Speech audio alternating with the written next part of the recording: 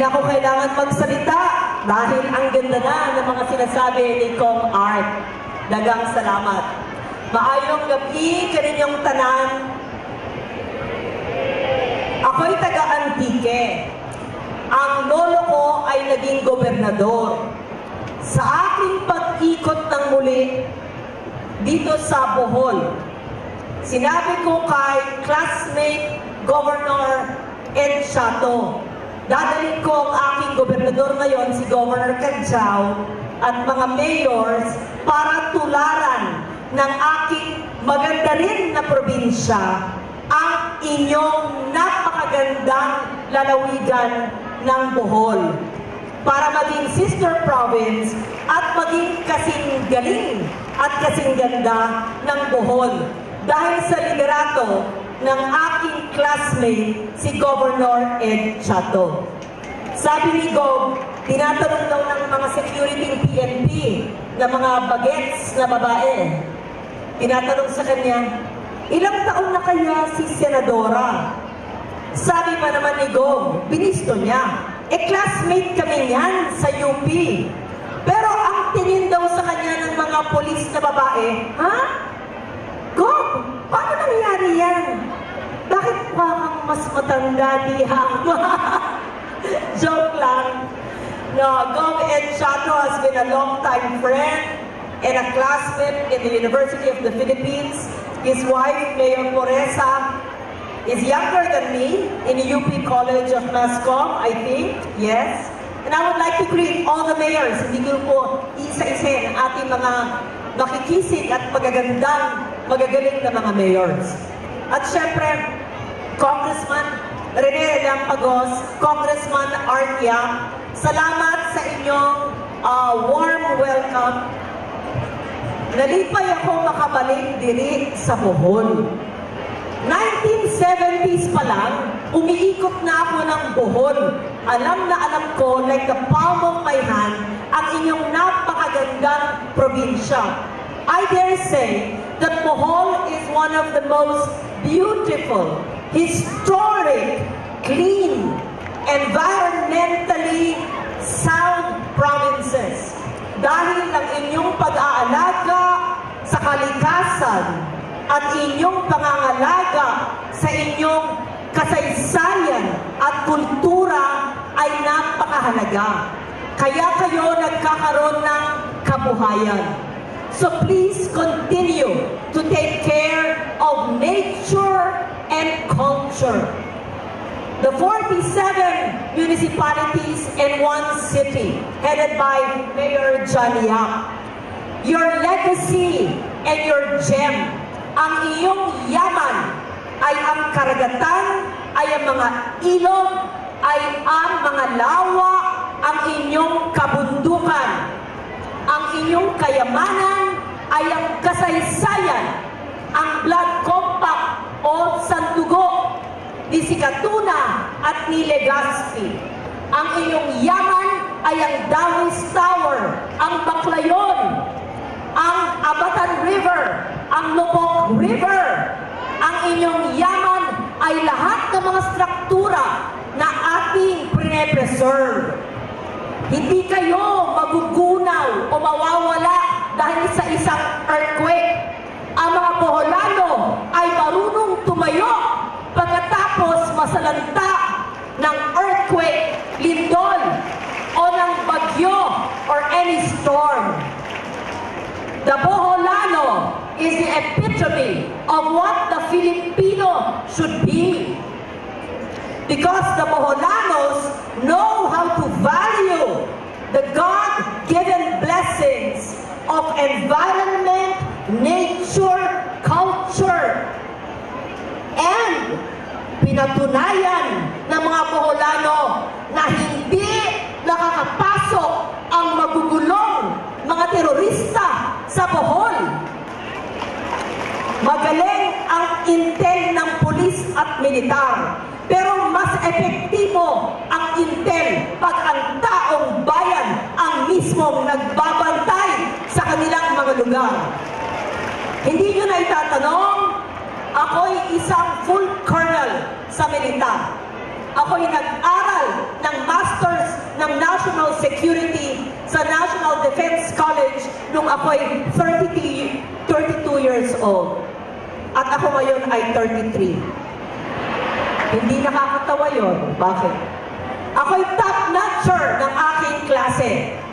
Just last year, ako ay nag-GSC, General Staff College, at si Pangulong Duterte ang mismo nagbigay sa akin ng aking full colonel status after I won the best thesis sa aking GSC.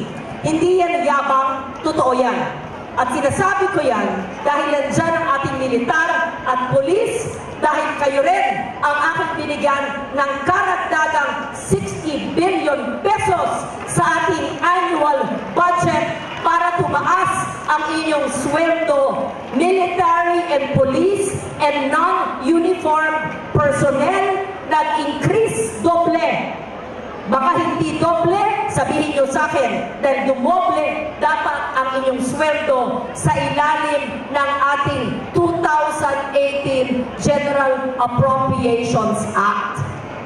Kasama natin ang ating mga Kong dito, si Kong Art at Kong Rene, at tama ang sinabi ni Kong Yak na yung free irrigation. Dati, ang ating mga magsasaka, nagbabayad pa sa NIA. Kung sino nagpapakain sa atin, sila pang nagbayad para sa irigasyon. Mali. Sinasabi dati, hindi kaya. Kaya. Hindi tayo mahirap. May pera. Kailangan gamitin sa tamang paglalagyan. Kailangan maging efficient ang national government.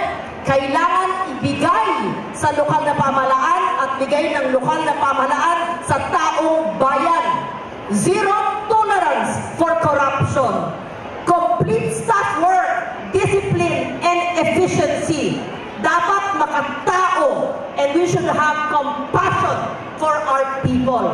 Yun po ang aking ginagawa bilang chairman ng pananalapi, chairman of the Finance Committee sa Senado.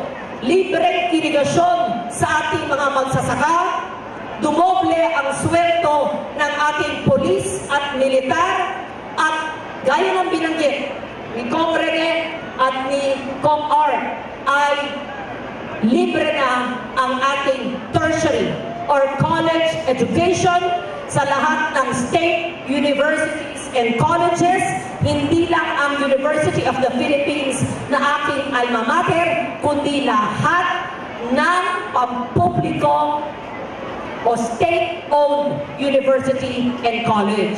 Kaya, huwag na po kayong sinisingil. So, ilan lang po yan sa ating mga ginawang mga pag-aamenda ng ating annual budget para makita nyo na meron tayong gobyerno na nagmamahal sa ating kabataan, sa ating magsasaka, sa ating mga guro. Ang chalk allowance ay nagdoble din para sa ating mga teachers. Marami pa akong dapat sabihin. Alam naman nyo na ito ay sandugo at cultural parade, kaya hindi ko na papahabaan ng gusto. Ako ay hindi kandidato, kaya mas maganda siguro ang mensahe. I'm not a candidate. I simply want to serve. I simply love to serve. And it gives me immense fulfillment to see that the laws that we have offered actually benefit our people. Ang pagbibigay ng halaga sa kultura ay ating nabigyang diin sa pamamagitan ng ating Bohol National Museum. I am so happy to work with the NCCA, Executive Director Rico spoke earlier. Thank you for your kind words. Kapartner natin ang NCCA sa napakaraming proyekto sa National Museum din, at ang gagawin natin, we will provide funding for heritage and culture mapping for all the 47 plus 1, 48 towns and 1 city, para ang Bohol ang maging modelo, example, prototype ng ibang probinsya sa heritage and cultural mapping. At dahil kayo, hindi nyo sinasayang ang binibigay ng national government, tutulungan din namin kayo para ma-preserve ang Cortes, ang Maribohong, the 5 towns in the Abatan River para yung Ecological Living Museum na siyang proyekto ng ating 5 mayor at ni Governor Chato at nila Kong ay lalo mapaigting at mapaganda. Para naman sa ibang probinsya, makita nila kung ginagawa ng Bohol na malinis ang ilog, na hindi tinatapunan ng plastik ang ilog, na inaalagaan ang mangrove o bakawan, na hindi pinuputol dahil yan ay mahalaga. Ang nipa rin ay inaalagaan dahil kabuhayan yan, gaya ng sa Antiquera. Kaya kayo ang nagiging ehemplo sa ibang probinsya. And so, we will support and fund the Ecological Living Museum of the 5 towns in the Abatan River. Ilan lang po yan sa ating mga listahan ng pondo. Gusto ko rin tulungan ang pagtayo ng inyong convention center para ang ating mga international events ay maganap dito sa Bohol. So, marami, baka mamaya maubusan na ako ng pondo, ihinto na ako. Ayan. Anyway, I'm very happy to be here. Alam niyo, hindi na ako umiikot ng Pilipinas dahil mula ako na talagang chairman ng finance. Sobrang daming trabaho. Basa ng basa, compute ng compute, nagbabantay sa mga ahensya ng gobyerno para gamitin ang kanilang pondo. Increase ng sweldo ng mga pulis at sundalo. Hindi na ako umiikot. Kaya lang si classmate nag-text. Nasa abroad ako noon, may speaking engagement ako sa United Nations, nag-text sa Bohol Day, hindi ako makapunta. Tapos, ito naman sa Sandugo. Ang tinext niya, ang anak ko. Sabi ng anak ko, Mami, pupunta ka ba? Yan. At gusto daw niya makatulong din sa lalawigan ng Bohol para magkaroon ng malinis at reliable na enerhiya ang inyong magandang lalawigan. Kaya ako'y nagpapasalamat kay Governor Ed Chato and Puresa, Mayor Puresa, kay Kong Art Yap, Kong Rene Relampagos. Nakalimang kampanya na ako sa aking 20 years in politics. They've always been there to support me. I hope that hindi kayo nagsisi sa inyong pagsuporta sa akin, including all our mayors, vice mayors here. Some of you were probably just in college when I started in politics. So maraming salamat sa inyo, mga Boholano. Kayo ang siyang ehemplo ng isang magaling na Pilipino. Congratulations sa organizers ng Sandugo Festival. Mabuhay kayong lahat. I love you all. Thank you very much.